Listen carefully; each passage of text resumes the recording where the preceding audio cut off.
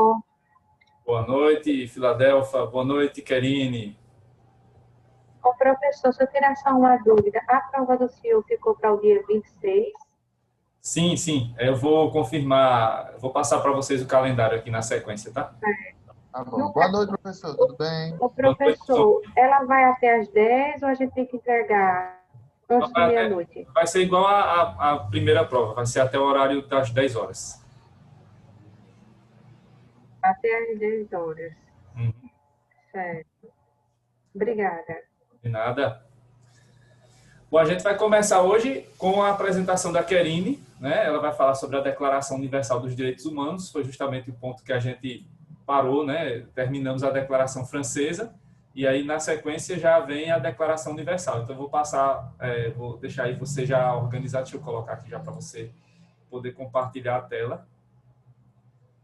Pronto, já pode preparar aí. Professor, tá me ouvindo bem?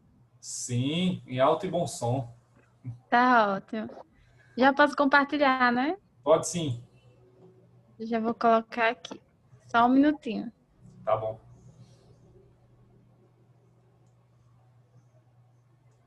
Então, enquanto a Karine vai preparando, né, ela vai fazer a apresentação, mais uma vez naquela mesma dinâmica, né, ela vai falar por 10 minutos aí sobre a Declaração Universal, vocês ouvem ela direitinho e depois, na sequência, qualquer dúvida a gente vai conversando. Também tem umas coisas que eu vou passar aqui para acrescentar.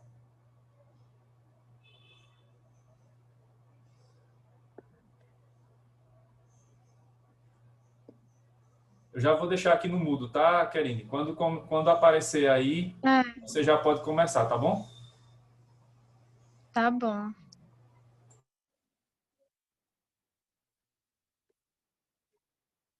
Só tá aparecendo diferente aqui que eu coloquei no visualizador. Tá Agora aparecendo acho que vai. agora vai. Pronto. Eu não sei se eu tô aparecendo, não sei por que me trava.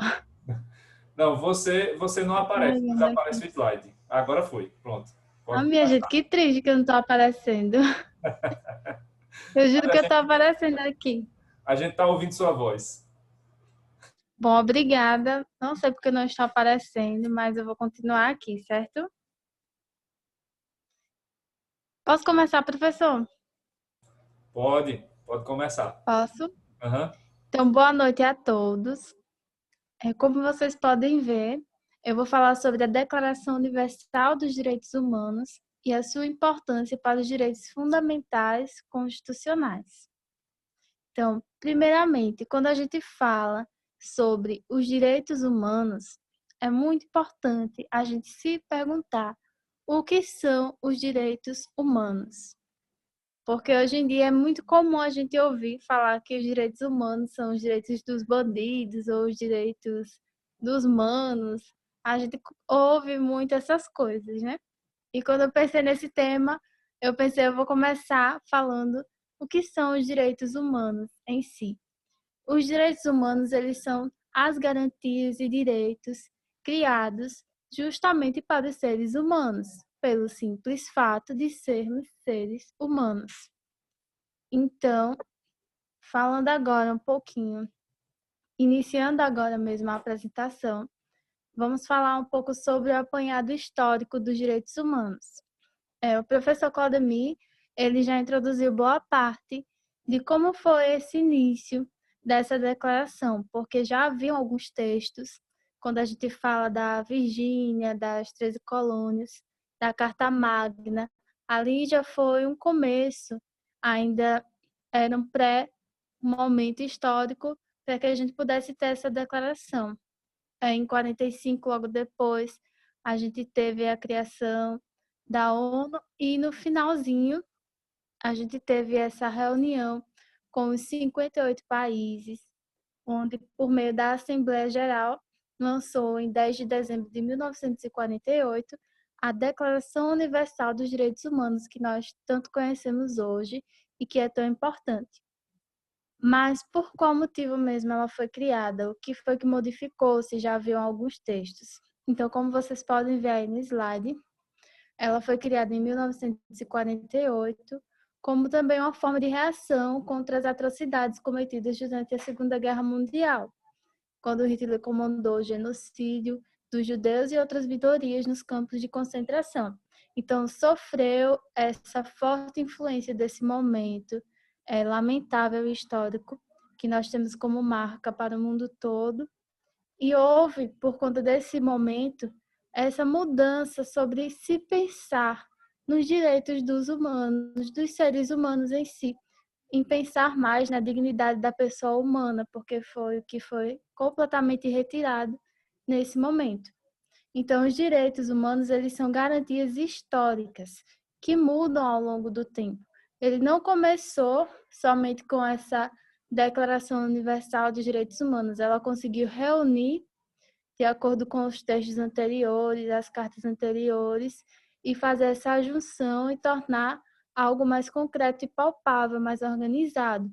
Então, a elaboração dos direitos humanos ocorreu no mesmo período em que os nazistas que haviam cometido os crimes durante a guerra eram julgados no tribunal militar, montado em Nuremberg. Que eu lembro que a gente já até assistiu um vídeo também desse tribunal, e durante os meses de atuação desse tribunal, detalhes de como os alemães mataram 6 milhões de judeus estavam sendo desvendados. E assim o mundo tomava conhecimento dos horrores do Holocausto.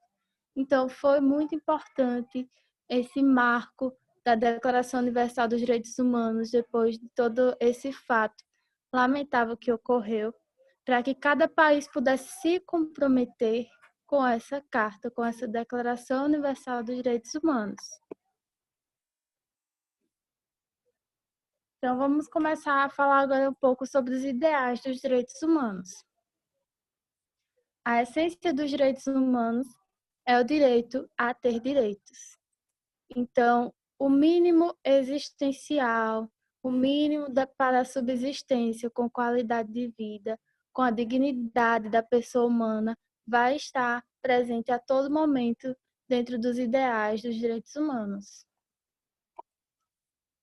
Os ideais universais contidos nos 30 artigos do texto vão desde os mais fundamentais, como o direito à vida, ou garantir uma vida digna, como os direitos à alimentação, educação, trabalho, saúde, segurança, justiça e liberdade.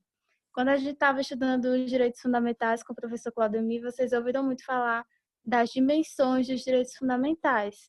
Então, os direitos humanos, nessa carta, na Declaração Universal dos Direitos Humanos, nós tivemos também várias dimensões e eles são sempre ampliados, sendo adaptados. Então, os direitos humanos, eles não são algo estático. Ele está sempre sendo ampliado também. No comecinho dos textos falava-se muito sobre a liberdade, falava sobre aqueles ideais também da Revolução Francesa, sobre essa influência do Estado, sobre a gente evitar a arbitrariedade do Estado.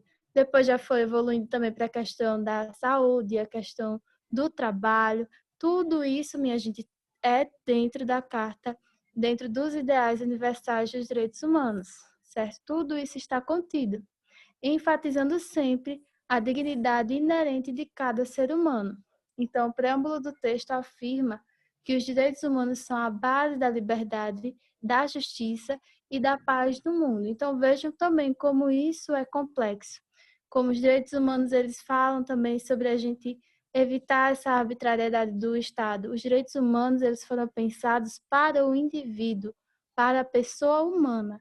Então, assim, é um grande marco para a nossa vida, a Declaração Universal dos Direitos Humanos. E aí eu coloquei o preâmbulo só para a gente ter um pouco de noção sobre esses ideais mesmo. E aí vocês podem acompanhar. Logo aí no comecinho, eu deixei destacado onde tem com o objetivo. O objetivo de que cada indivíduo e cada órgão da sociedade, tendo sempre em mente esta declaração, esforce-se por meio do ensino e da educação por promover o respeito a esses direitos e liberdades e pela adoção de medidas progressivas de caráter nacional e internacional. Então, quando a gente fala nesses objetivos, até conceitos que a gente tem também, por exemplo, no direito penal, que a gente não pode, ser penalizado sem existir uma lei anterior que defina como crime aquele ato. A gente não está passando a mão na cabeça de nenhum bandido.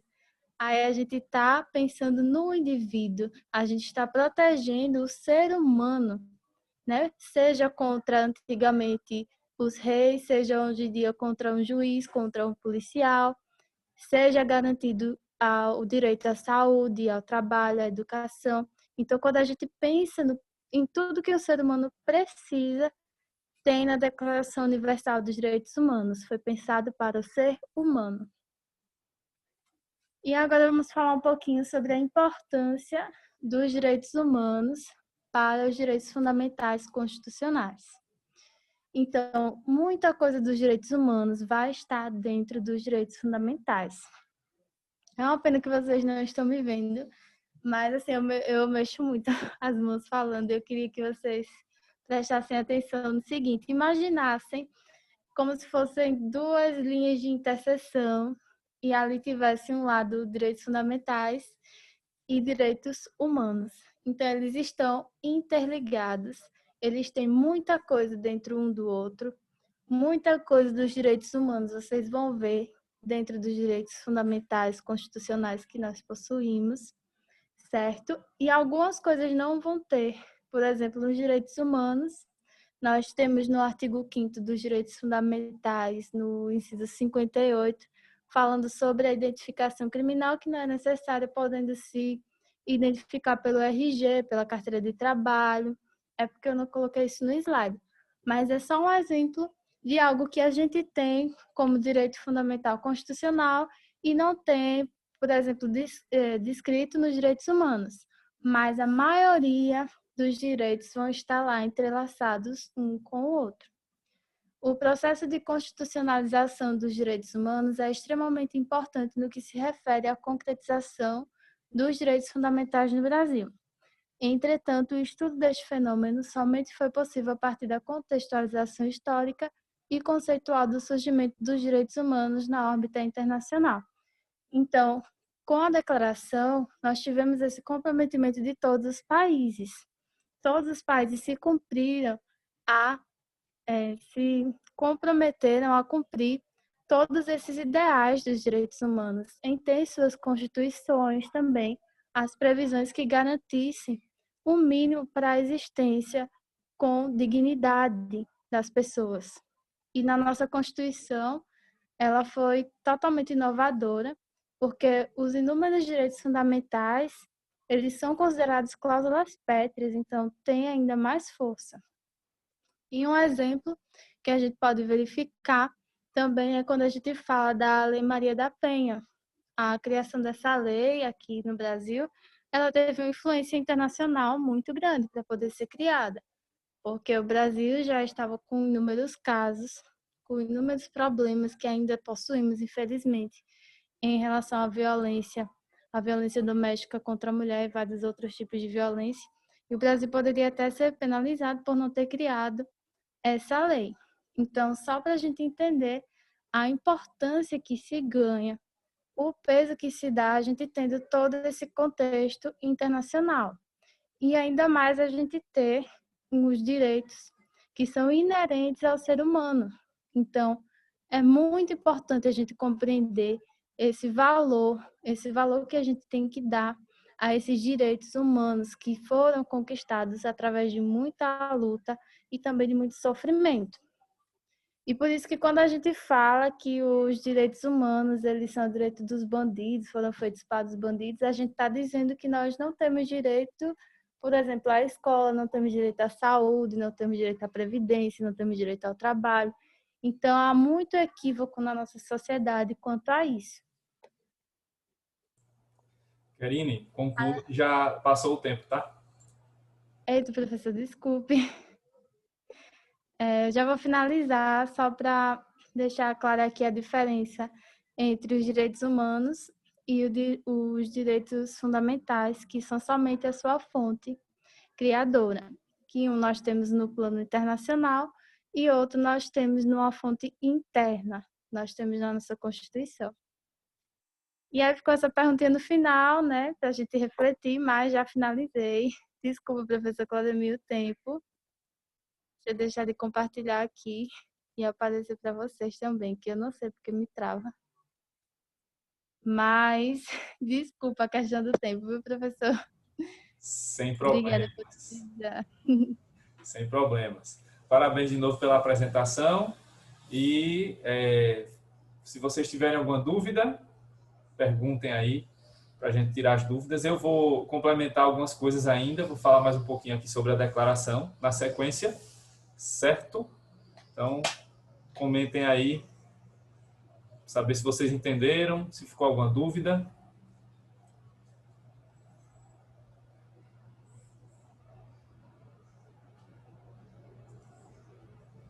Boa noite, professor. Oi, Thelma, boa noite. Não, essa parte que ela falou sobre que os direitos humanos, que defende bandido, que é a sociedade, porque isso aí já vem de muito tempo, não é de agora, não é verdade? Que a sociedade fica visando que os direitos humanos é somente para bandido, para dar garantias ao bandido, um pai de família, por exemplo, quando tem um assalto que o cara mata um pai de família, uma mãe de família, entendeu? Isso é questão, generalização da sociedade, não de agora, mas de muito tempo. E vem cada vez mais sendo incentivado, né, pela mídia, pela desinformação, como eu sempre digo a vocês, né, porque o povo brasileiro não conhece, em geral, seus próprios direitos. Então, o próprio artigo 5º da Constituição é uma dificuldade, né, para que o povo brasileiro saiba, pelo menos, de alguns dos pontos lá que tem, né, de direitos. Então, assim, a desinformação é generalizada. E aí, numa sociedade desinformada e que tem problemas seríssimos, né, de acesso à educação e à cultura, o resultado é esse, né? Você vê o predomínio da ignorância, né? E aí acaba dando espaço para que pensamentos desse tipo, se é que isso pode ser chamado de pensamento, né? Que ideias desse tipo apareçam, né? E aí isso acaba entrando nas discussões maiores de políticas e até mesmo de políticas públicas, né? Quando você começa a colocar que o principal problema é a maioridade penal, que o principal problema é a questão das drogas, essas, né, situações aí que a gente vê de políticas públicas fracassadas, de encarceramento em massa, guerra às drogas, né, e que só tem resultado na prisão das pessoas mais pobres, das pessoas negras, né? Então, isso não está resultando em nada, né? Não está acontecendo nenhum resultado prático em diminuição da violência, porque não é assim que você diminui violência, você tem que combater as causas da violência e não as consequências dela. Diga. E o pior é, assim, se a prisão pelo menos fosse um espaço de reeducação, de reintegração, não, é um espaço de pioramento, né? Você vai lá para piorar, você entra como furto, sai lá catedrático em tudo que não preste. Ainda mais revoltado, né? Ainda sai ainda mais revoltado com tudo. Assim, você não tem um lugar, nem pelo menos que fosse uma prisão que você fosse lá para ser reeducado, ser reintegrado, que você saísse preparado para uma nova sociedade. Não, você entra lá e só piora a situação. Fica um depósito de gente. Exato. Oi, Stone. Ô, professor, posso complementar a fala do Stone? Oi, pode. Então, tipo, eu concordo plenamente com o que o Stoney disse. E sabe o que é pior? O pior é imaginar que os presídios daqui de Maceió são modelo de ressocialização da América Latina. Eles são modelo, a gente é o melhor que tem. Imagine os piores. Tipo assim, um dos piores presídios que existem no Brasil é o presídio do Amapá. Se vocês tiverem curiosidade, depois procurem lá. Acho que foi em 2002, 2004. É bem antigo. Teve uma rebelião lá que foi terrível. Foi que assim, um pavilhão era do PCC e outro pavilhão era de outra facção. E aí acabou que teve uma rebelião e as duas facções brigando dentro do sistema. Eu me lembro. E foi terrível. Preso sendo decapitado. Foi terrível. Quem tiver terrível. curiosidade, depois procura, porque foi foi uma das piores rebeliões que já teve nos presídios brasileiros. Uma coisa pior ainda, só um instantinho, só me lembrei de uma coisa pior ainda, foi um rapaz que era ligado à juventude, PMDBista, ele se vangloriando disso, que acho que isso devia ser isso mesmo, estava torcendo que piorasse. Tinha que morrer mesmo dessa forma. É terrível. Eu tinha até mencionado na aula da professora Kaline, né? que o meu pai, ele é policial penal e ele estava falando, às vezes a gente reclama dos presídios, mas o presídio de Maceió, o Baldomero, o Espiridião, o Santa Luzia, o núcleo daqui é núcleo modelo de ressocialização da América Latina, por mais que não pareça. Ainda assim, é bem precário, mas é tipo um dos melhores que tem. Ainda bem, né? Pelo menos isso. Mesmo assim, nas últimas inspeções foram encontradas várias irregularidades, inclusive uma sala secreta que era escondida por cadeiras, né? Parecia um depósito, né? E aí, quando abriram a sala, na última inspeção que fizeram aqui, foi 2017 ou foi 2018, aí abriram aquela sala, era uma masmorra, né? Eram várias celas, sem acesso à luz, sem acesso à água, e os presos lá isolados e chegavam a passar um mês lá dentro, na total escuridão. É porque o diretor de lá é bem bandido. Ele é bem corrupto, eu digo mesmo. Ele é super bandido, o diretor de lá.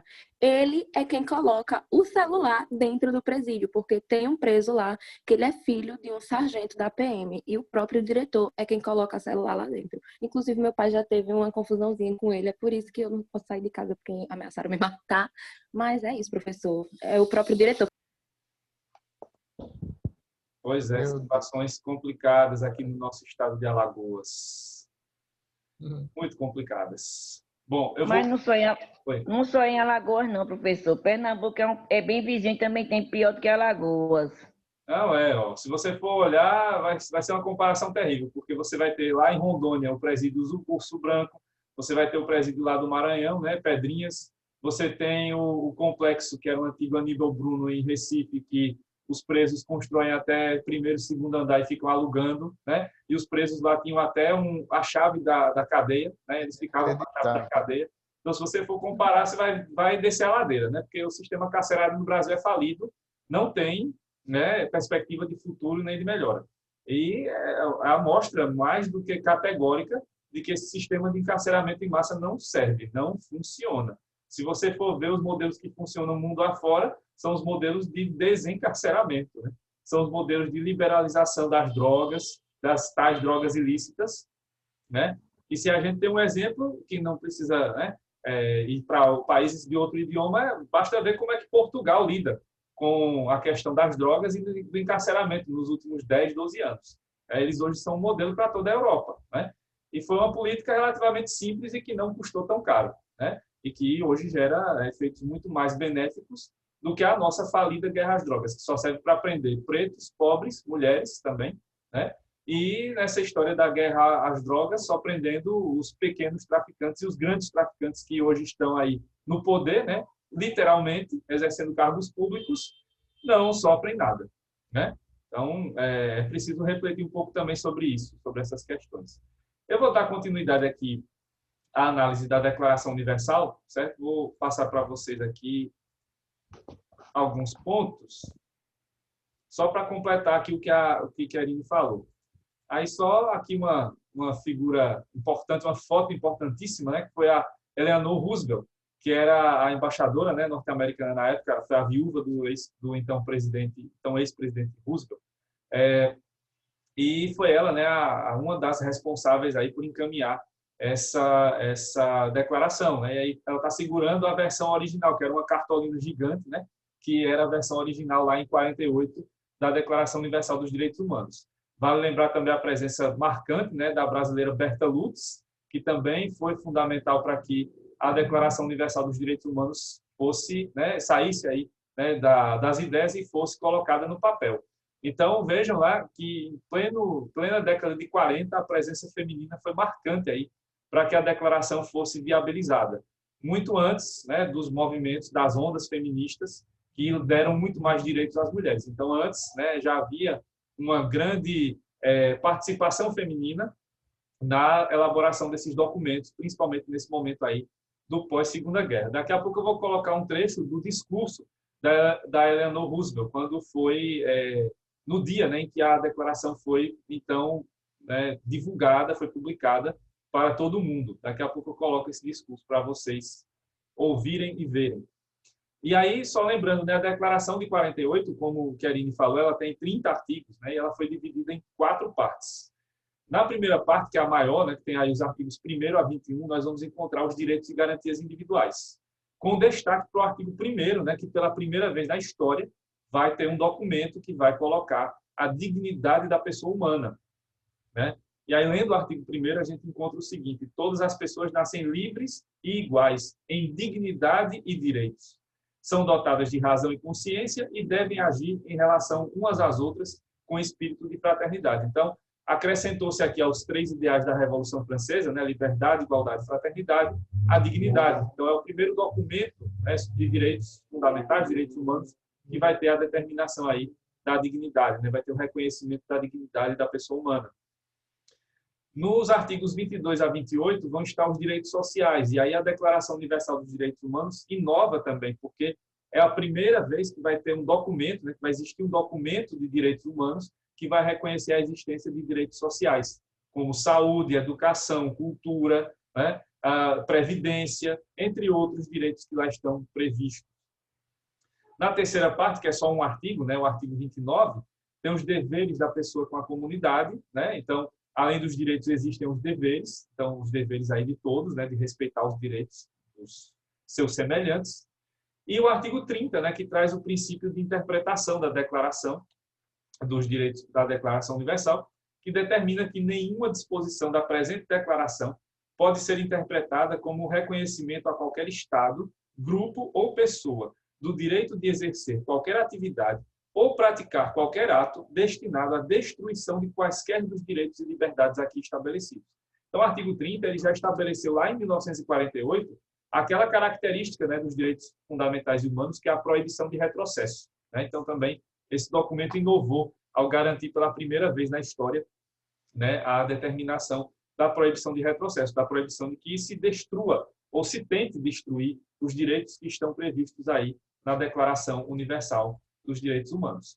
E aí uma discussão que apareceu desde aquela época e até hoje ainda é colocada pela doutrina é qual a natureza jurídica dessa declaração. Ela impõe, ela obriga os países a seguir as suas determinações ou ela é um mero atestado de existência dos direitos?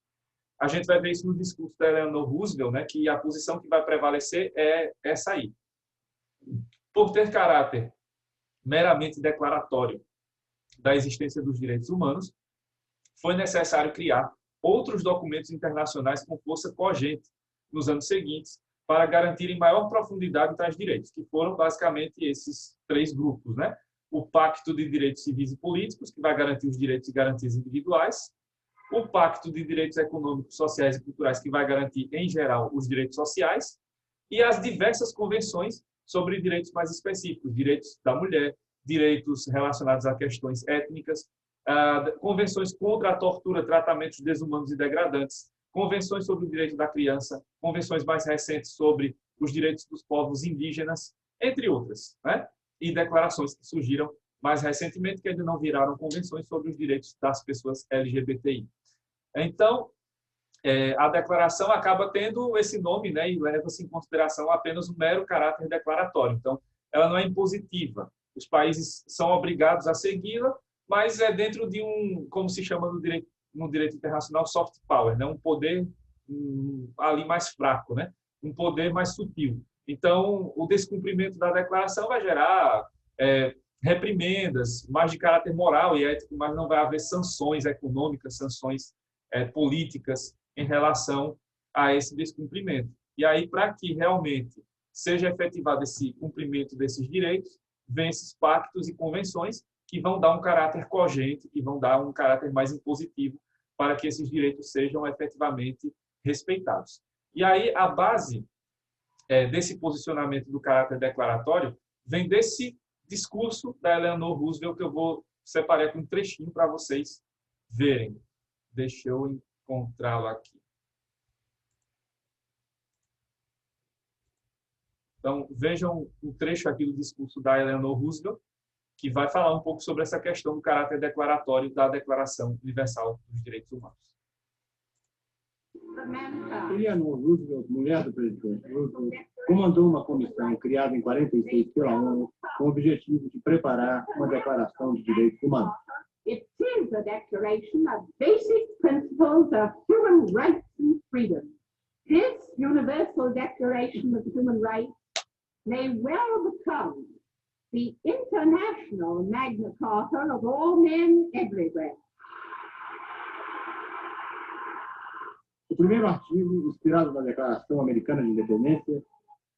Então, vejam que nesse breve trecho, né, que eu separei aqui do discurso, a Eleanor falou 2 vezes, né, que a declaração tem caráter declaratório, mas que ela tinha, né, e as outras pessoas que também participaram desse processo, eles tinham um claro interesse em buscar, né, ver se no futuro essa declaração viraria uma carta magna, viraria uma Constituição Internacional. Não chegamos a esse objetivo até hoje, né?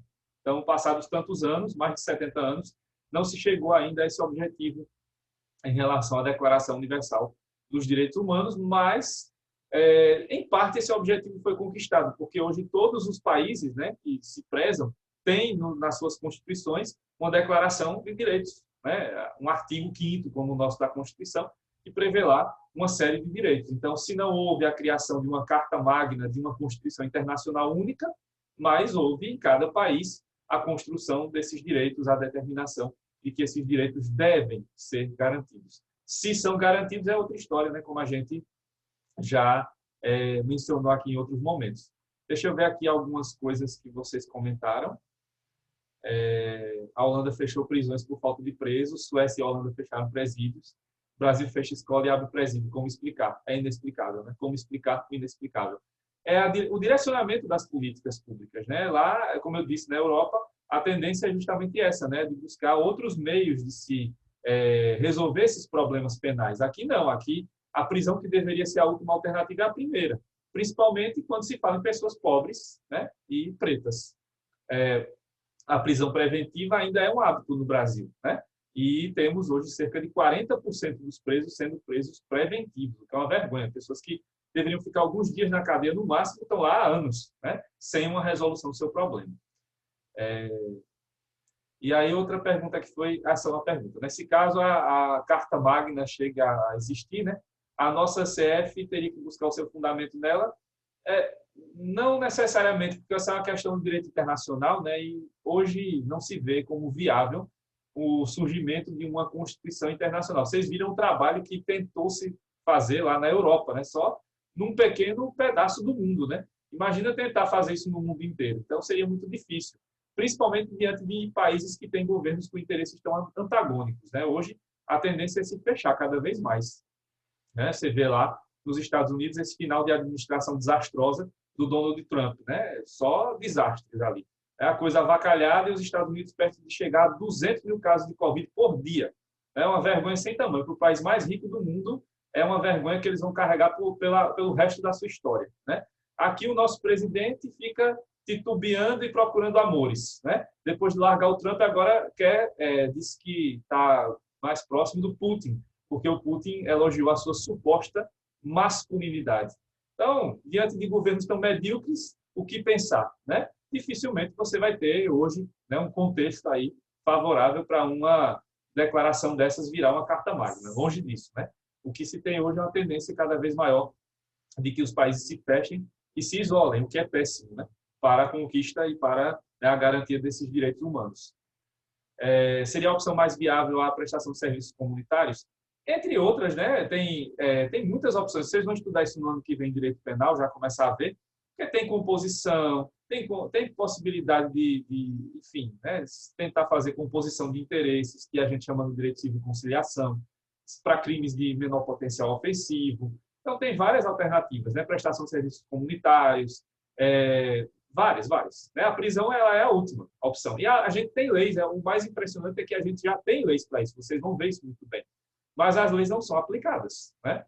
Porque aqui no Brasil, infelizmente, se usa muito esse método dos 2 pesos e 2 medidas. Você vê flagrantemente a diferença ali entre o julgado de uma pessoa rica, como é que uma pessoa rica vai sendo julgada, e como uma pessoa pobre vai sendo julgada. Basta ver o caso aí da Mariana Ferrer, né, que foi de altíssima repercussão, como foi tratado lá o estuprador dela, e como ela foi tratada, né? Inverteu-se os papéis, a vítima acabou sendo muito mais humilhada, né? E o interesse não é humilhar ninguém, mas a vítima acabou sendo humilhada. E o criminoso, né? O réu, acabou sendo mais do que beneficiado, né? Isso acontece muito em outros julgamentos aí que envolvam pessoas influentes. Professor, Enquanto com pessoas, em Constantino, relação a pessoas pobres, você vai perceber que esses julgamentos são muito mais fortes, né? A letra da lei vai sendo aplicada de maneira muito mais rígida para as pessoas mais pobres.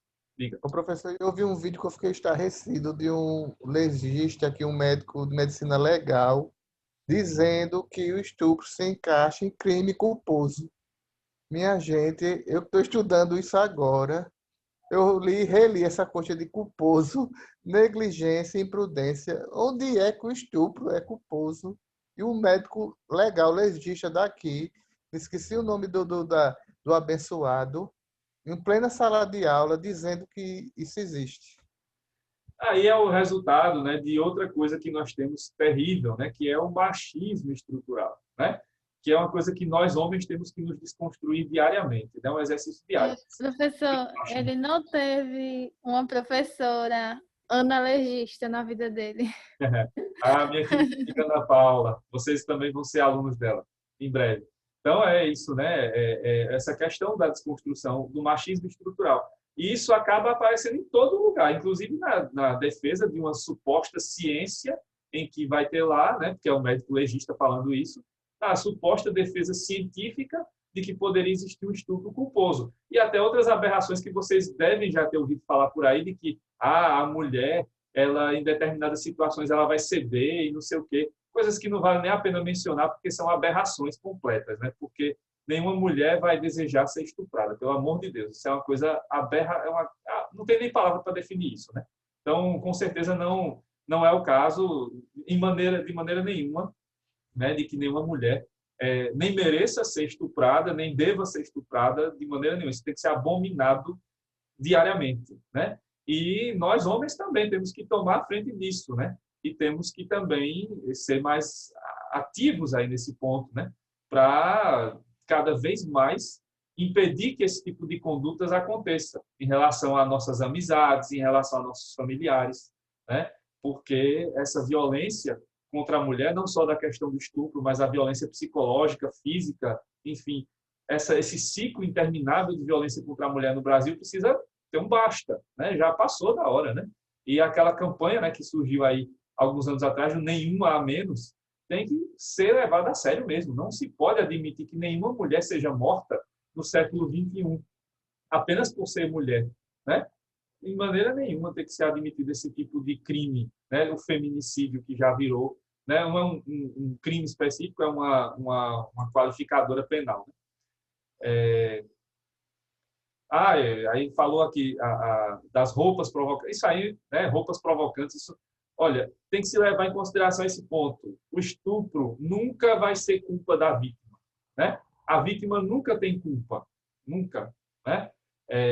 Quem é aí o criminoso, quem tem que ser punido, quem tem que ser realmente submetido às penas duras da lei é quem pratica o estupro. É ele quem está praticando. E aí não tem esse negócio de porque tinha roupa provocante, porque isso, porque aquilo. Isso são desculpas esfarrapadas para tentar justificar o injustificável. Não tem outro termo, né, para ser dito aqui em relação a isso. Bom, gente, eu vou interromper aqui, porque já vai passar para o próximo assunto, falta 1 minuto e pouco. Então, já vou dar aquela interrompida básica aqui, vocês me aguardam, que na volta eu vou falar sobre o último assunto e também vou falar sobre a prova, né? Na volta já sobre o calendáriozinho de provas. Então, até já. Ô, professor, vai ser 10 minutos aí? O quê? O intervalo? Vai ser parada de 10 minutos, é? É aquela para gravar a aula. Me espere tá para certo. volta em alguns minutos.